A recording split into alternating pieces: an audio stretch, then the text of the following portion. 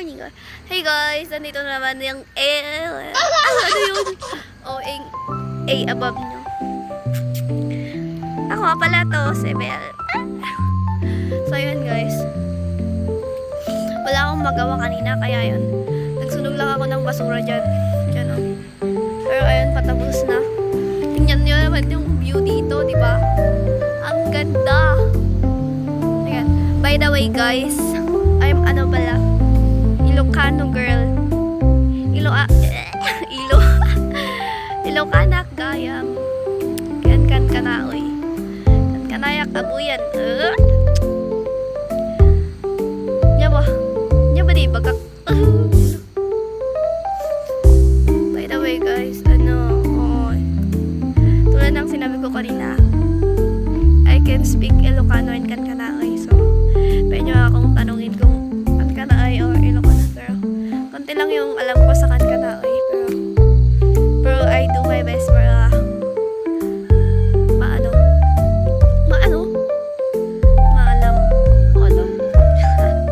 So guys, wala akong magawa ngayon. So guys, magbigay kayong anong pwedeng content kasi wala akong maisip.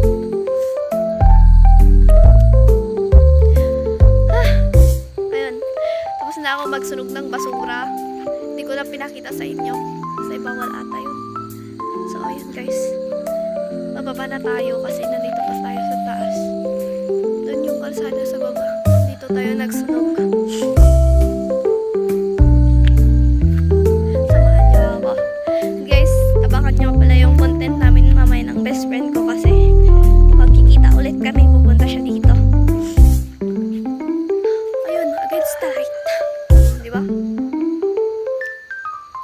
Alam mo naman, maganda. Pangit naman.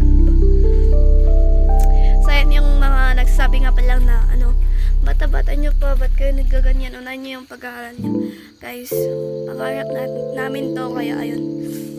Sabi namin sa sarili namin, pinangako namin ng best friend ko na habang bata pa kami, gagawin namin ang best namin para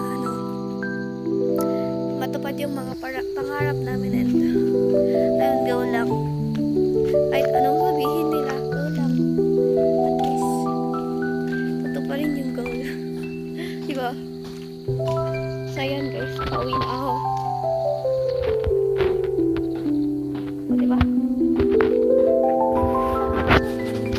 May kasal na pala mamay.